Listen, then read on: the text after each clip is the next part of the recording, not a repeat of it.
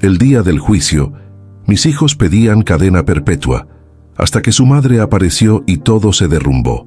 Nadie entendía por qué mi esposa, dada por muerta hace 3 años, entraba en la sala del tribunal. Los murmullos explotaron como una ola. El juez golpeó su martillo pidiendo orden. Mis hijos, Sebastián y Valeria, se pusieron pálidos como la cera.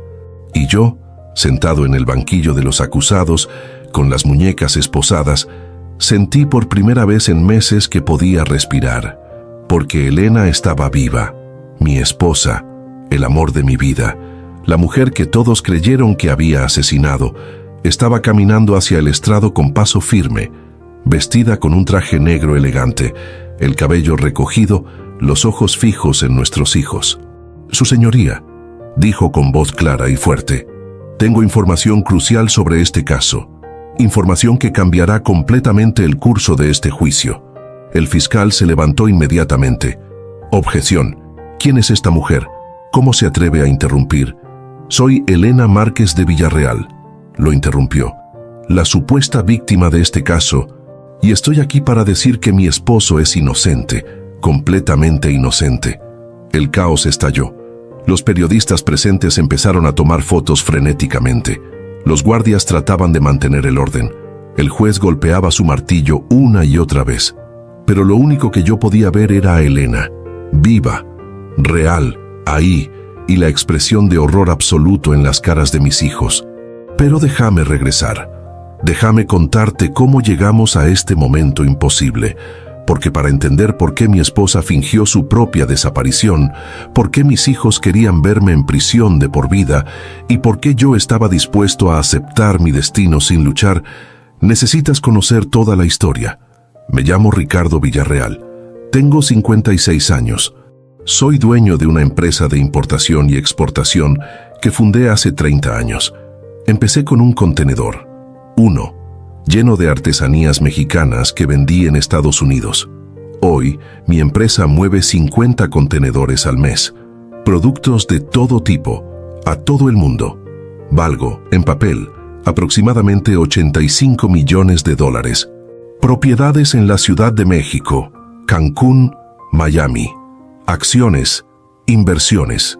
Un yate que compré hace 5 años pensando que Elena y yo navegaríamos el mundo cuando nos retiráramos. Ese yate, el maldito yate que se convirtió en el centro de toda esta pesadilla. Conocí a Elena cuando tenía 24 años. Yo acababa de empezar mi negocio. Ella trabajaba como traductora para una empresa exportadora. Necesitaba traducir documentos al inglés y alguien me recomendó con ella. La primera vez que la vi, pensé que era la mujer más hermosa que había visto en mi vida. Cabello negro largo, ojos verdes penetrantes, una sonrisa que iluminaba cualquier habitación. Pero lo que más me atrajo fue su inteligencia. Hablaba 4 idiomas.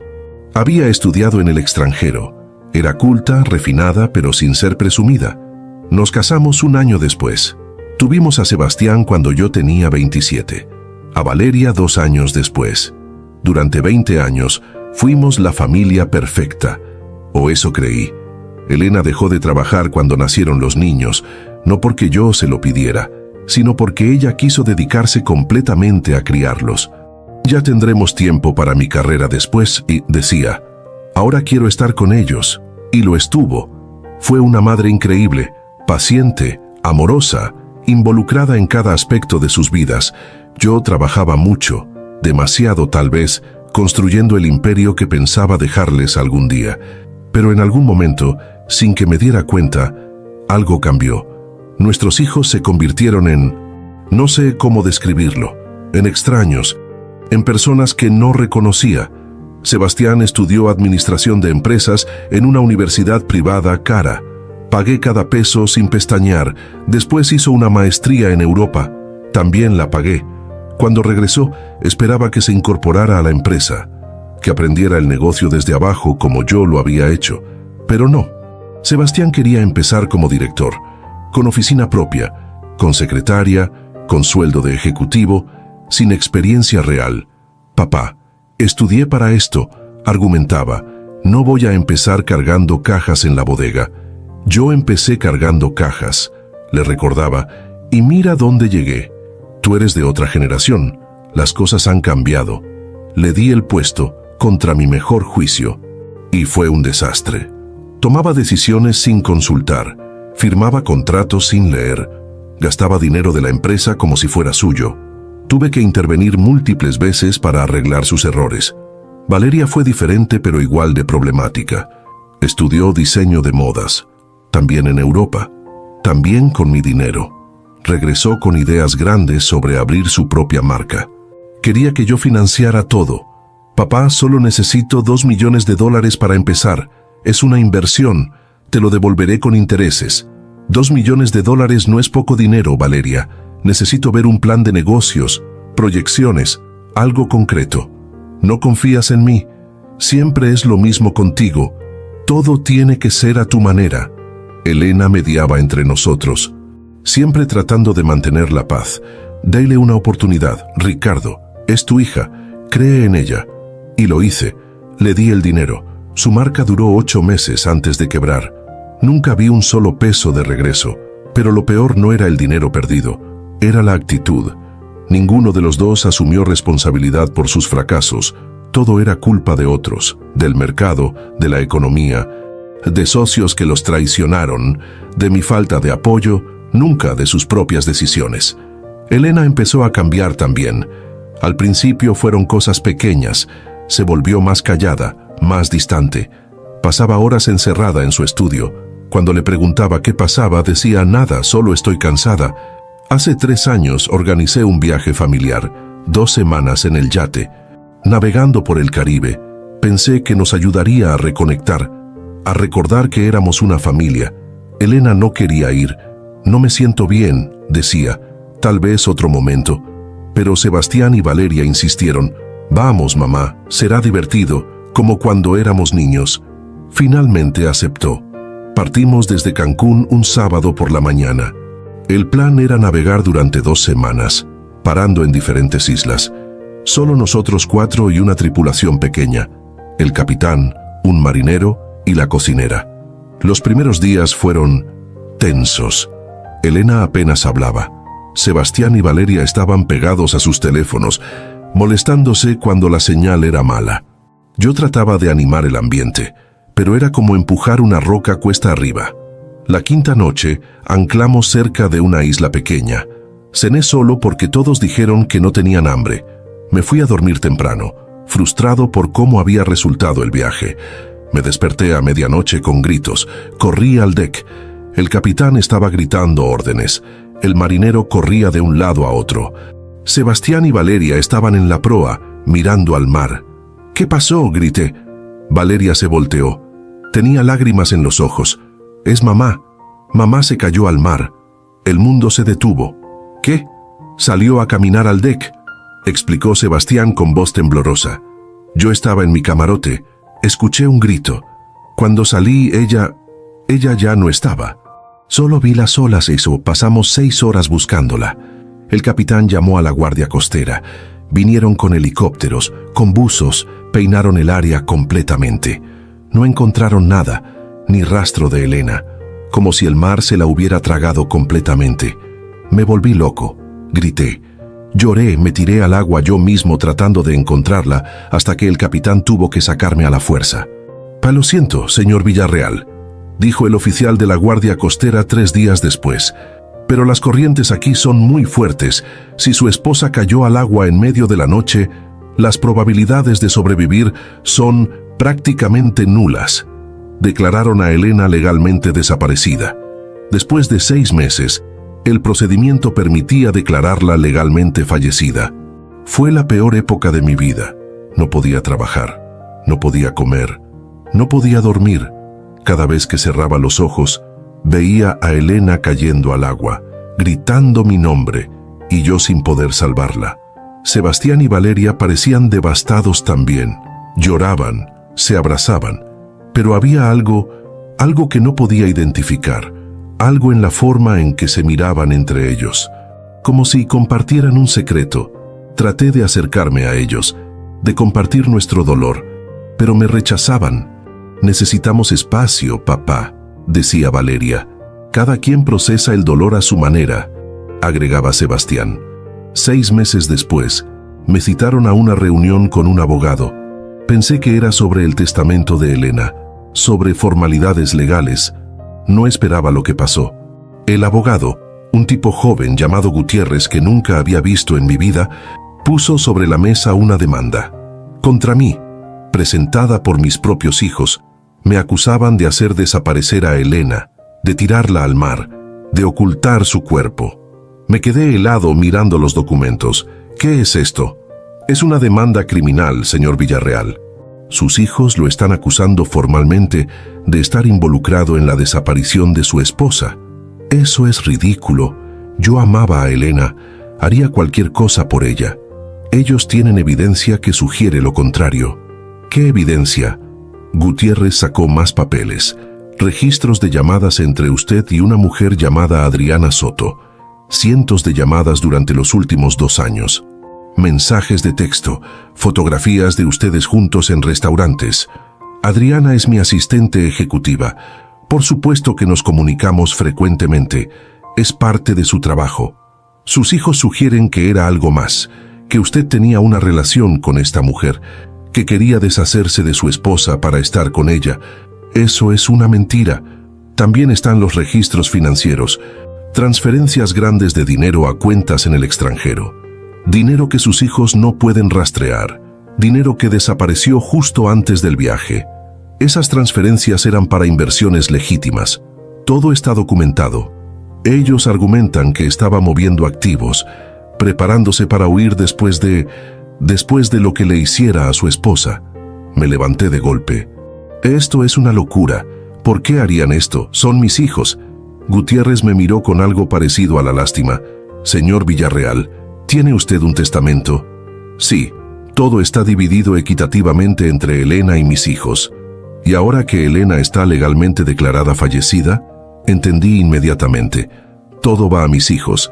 50% para cada uno. Exactamente.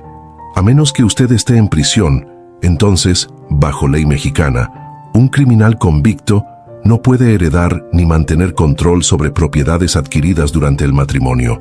Los hijos serían los únicos herederos, con control total inmediato. La habitación giró a mi alrededor.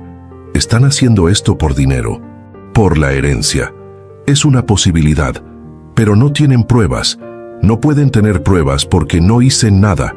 Tienen suficiente para un juicio, y en un caso como este, con una víctima desaparecida, sin cuerpo, todo se reduce a circunstancia y motivación. Y ellos están construyendo un caso bastante convincente sobre ambas. Contraté al mejor abogado criminalista de México, Roberto Sandoval. Había ganado casos imposibles. Si alguien podía ayudarme, era él. No te voy a mentir, Ricardo, me dijo después de revisar todo el expediente. Esto está feo, muy feo. No tienen pruebas físicas, pero han construido una narrativa sólida. Hombre rico, esposa que se interpone entre él y su amante. Oportunidad perfecta durante un viaje en yate. Y hijos creíbles como testigos. ¿Testigos de qué? Ellos no vieron nada porque no pasó nada. Ellos van a testificar que escucharon discutir con Elena esa noche, que hubo gritos, que después escucharon un chapuzón, que cuando salieron, tú estabas en el deck y Elena había desaparecido. Eso no es verdad. Yo estaba dormido. No escuché nada hasta que ellos me despertaron. ¿Puedes probarlo? Estaba solo en mi camarote. ¿Cómo voy a probar que estaba dormido? Exactamente. Es tu palabra contra la de ellos, y son 2 contra 1. ¿Pero por qué me harían esto? ¿Por dinero? ¿Realmente creen que maté a su madre?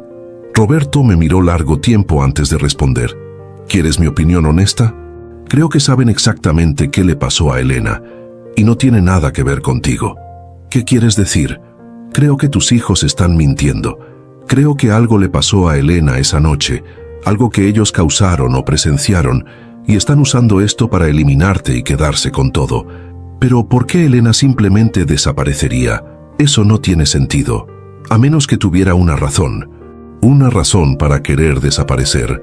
No quise creer eso. No podía. Elena no me dejaría voluntariamente. No así, no sin decir nada. Pero mientras más pensaba en los meses previos al viaje, más cosas recordaba. Su distancia, su tristeza, las horas encerrada en su estudio, las conversaciones susurradas que se detenían cuando yo entraba a la habitación. ¿Sabía algo?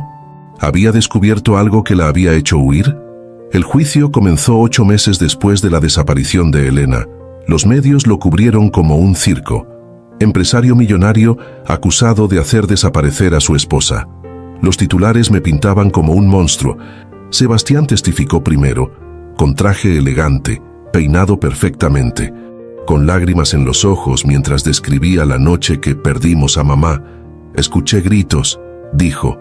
La voz de mi madre sonaba asustada y después la voz de mi padre, enojada, violenta. Corrí al deck lo más rápido que pude, pero cuando llegué, solo estaba mi padre, mirando al mar, con las manos en la baranda. Y mamá había desaparecido. ¿Qué hizo su padre cuando lo vio?, preguntó el fiscal. Me miró y dijo, se cayó. Tu madre se cayó al agua. Pero la forma en que lo dijo no sonaba sorprendido. Sonaba como si ya lo supiera. Era una mentira completa. Y lo peor es que lo decía con tanta convicción que hasta yo casi le creía. Valeria testificó después. Su versión era casi idéntica. También había escuchado gritos. También había visto solo a su padre en el deck. También había notado que yo no parecía suficientemente sorprendido por la desaparición de Elena. El fiscal presentó las llamadas con Adriana, los mensajes, las fotos, construyendo una narrativa donde yo era un esposo infiel desesperado por deshacerme de mi esposa. ¿Niega tener una relación con la señorita Soto?, preguntó. La niego completamente. Adriana es mi empleada, nada más. ¿Y estas fotos donde aparecen cenando juntos? Cenas de negocios, con clientes presentes. Las fotos están cortadas para mostrar solo a nosotros dos, pero había otras 4 personas en esa mesa. Y los mensajes de texto donde le dice, te extraño, en el contexto del trabajo, después de que ella tomara vacaciones, extrañaba su eficiencia en la oficina. Sonaba débil incluso para mis propios oídos. El fiscal lo sabía, el jurado lo sabía. Roberto hizo lo que pudo en mi defensa. Señaló las inconsistencias en las declaraciones de mis hijos. Demostró que las transferencias de dinero eran legítimas.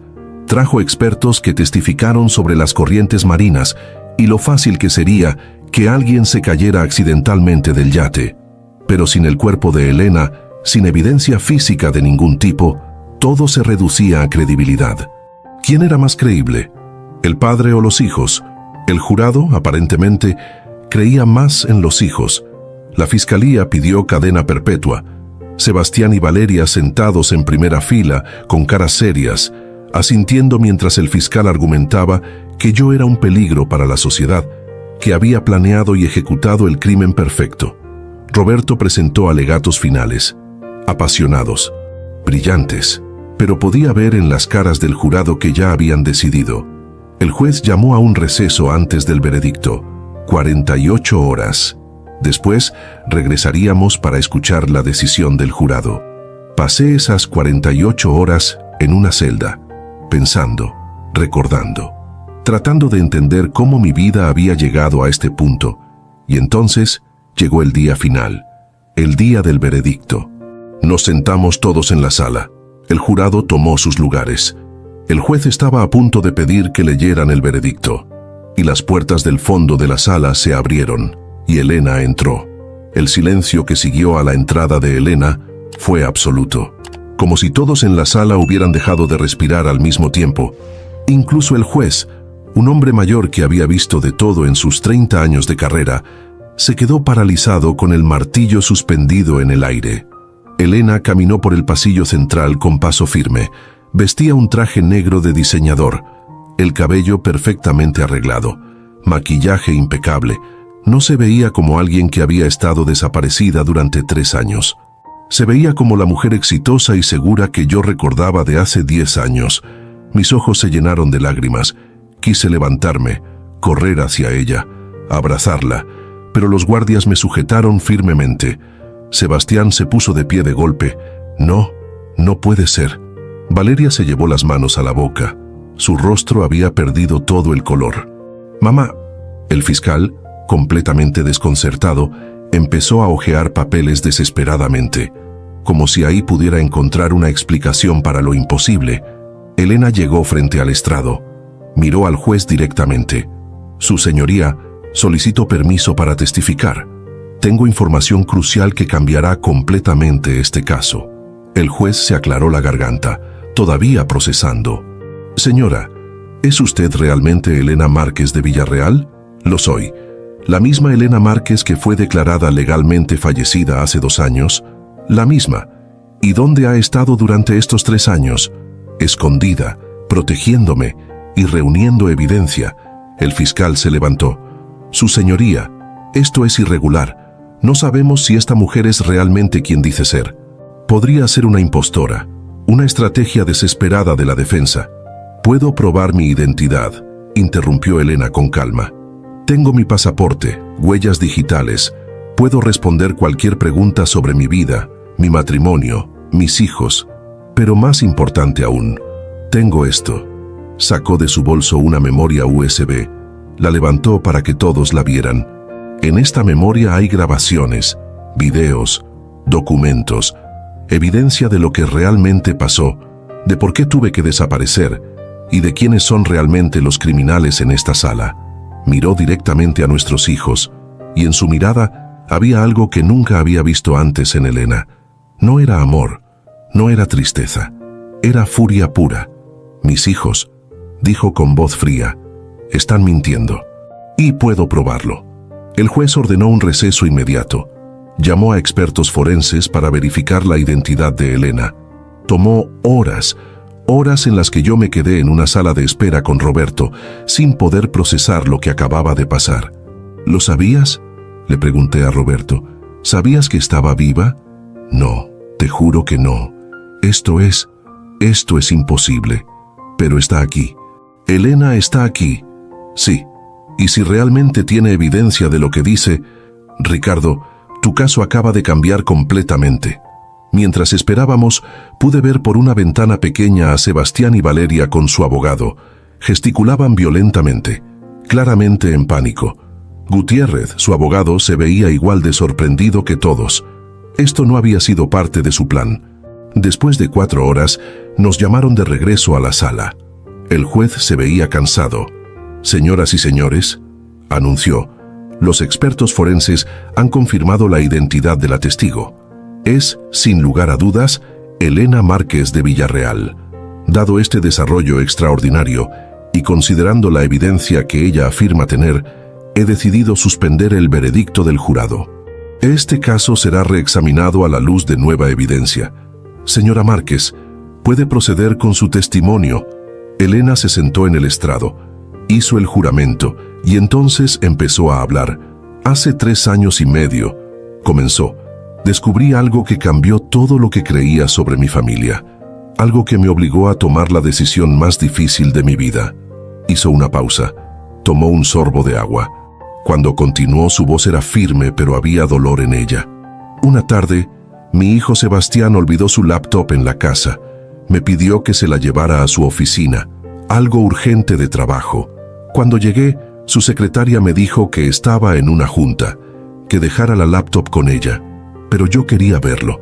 Hacía tiempo que no hablábamos realmente, así que decidí esperarlo. La laptop hizo un sonido, una notificación, y la pantalla se encendió. No tenía contraseña, se había quedado desbloqueada, y vi un mensaje de Valeria, mi hija. Elena sacó un papel de su bolso. Sus manos temblaban ligeramente. El mensaje decía: «Tenemos que acelerar el plan. Papá está hablando de cambiar el testamento.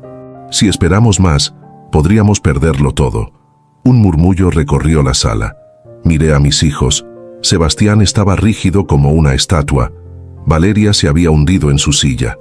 «Al principio no entendí», continuó Elena. «¿Qué plan? ¿Perder qué? Así que hice algo que nunca pensé que haría. Leí sus mensajes, todos, y lo que encontré me destrozó». Hizo otra pausa. Las lágrimas empezaban a rodar por sus mejillas, pero su voz no se quebró. «Durante meses Mis hijos habían estado planeando cómo deshacerse de nosotros, de Ricardo y de mí. Querían la herencia, los 85 millones de dólares, las propiedades, las empresas, todo. Y estaban dispuestos a hacer lo que fuera necesario para conseguirlo. «Eso es mentira», gritó Sebastián poniéndose de pie. «Ella está mintiendo». El juez golpeó su martillo. «Orden, señor Villarreal, siéntese o será removido de la sala». Sebastián se sentó lentamente, pero sus ojos ardían de odio. Elena continuó como si no hubiera sido interrumpida. «Hice capturas de pantalla de todo. Las guardé en un lugar seguro y empecé a investigar más. Descubrí que habían estado desviando dinero de las empresas de Ricardo durante años. Pequeñas cantidades al principio, después más grandes. Cuentas fantasmas, empresas ficticias, todo diseñado para vaciar lentamente los activos sin que nadie se diera cuenta. Y descubrí el plan final. Iban a organizar un accidente durante el viaje en yate, algo que se viera natural, como si ambos hubiéramos caído al agua, y después, como herederos directos, controlarían todo. Mi sangre se heló. «Elena, ¿estás diciendo que planeaban?» Ella me miró directamente por primera vez desde que entró a la sala. Había amor en sus ojos y tristeza. «Sí, Ricardo, planeaban hacerlo parecer un accidente, ambos, y cobrar millones del seguro de vida además de la herencia. Pero eso no tiene sentido», intervino Roberto. «Si ese era el plan, ¿por qué solo Ricardo está siendo acusado? ¿Por qué Elena desapareció, pero Ricardo no?» «Porque», dijo Elena, «yo descubrí el plan antes de que pudieran ejecutarlo. Y tomé mis propias medidas». Se volvió hacia el juez. «Su señoría, ¿puedo mostrar el contenido de esta memoria USB?» El juez asintió. Un técnico configuró rápidamente un proyector. Las luces de la sala se atenuaron y comenzó la presentación. El primer video mostró la laptop de Sebastián, con fecha y hora claramente visibles. Los mensajes entre él y Valeria. Había docenas, cientos tal vez. «Papá está siendo un problema. No quiere ceder control de la empresa. Tenemos que hacer algo. El viejo se está volviendo más terco. ¿Y si tuvieran un accidente? En el yate. Nadie haría preguntas. Perfecto. Pero tiene que parecer natural. Ambos, no podemos arriesgarnos a que alguno sobreviva. ¿Y si contratamos a alguien? ¿Alguien de la tripulación que pueda ayudar? Ya hablé con el marinero. Marcos. Tiene deudas. Está dispuesto por $50,000. El siguiente video era diferente, tomado con un teléfono celular. Se veía a Sebastián y Valeria en lo que parecía ser un café, hablando con un hombre que yo reconocí inmediatamente. Marcos, el marinero que había estado con nosotros en el yate. «Tiene que parecer un accidente», decía Sebastián en el video. «Algo en medio de la noche, cuando estén dormidos, un golpe, los tiran al agua, las corrientes harán el resto. ¿Y mi pago?», preguntaba Marcos. «50,000 ahora, 50,000 después. Y desapareces, te vas del país, nunca nos viste. ¿Y si algo sale mal?» «Nada va a salir mal», aseguraba Valeria. «Es el plan perfecto. Nadie sospechará nada». La sala estaba en completo silencio. Solo se escuchaba el audio del video. Cada palabra era como una bomba. El fiscal estaba pálido. El abogado de mis hijos trataba de revisar documentos frenéticamente. Y Sebastián y Valeria, ellos se habían rendido. Ya no había negación en sus rostros, solo aceptación de que habían sido atrapados. «¿Cómo conseguiste esos videos?», preguntó el juez con voz ronca. «Los grabé yo misma», respondió Elena. «Una vez que supe lo que planeaban, empecé a seguirlos. Documenté todo, cada reunión, cada conversación. Durante 3 meses reuní evidencia, pero no era suficiente. Necesitaba algo más. Necesitaba que se incriminaran completamente. Así que les di la oportunidad perfecta. Acepté ir al viaje en yate aunque no quería. Sabía que iban a intentar algo y tenía un plan para detenerlos». Se volvió hacia mí. «Ricardo, ¿recuerdas que yo contraté nueva tripulación para el viaje? Insistí en que el capitán fuera alguien específico, Carlos Méndez». Asentí. «Sí, dijiste que era el mejor.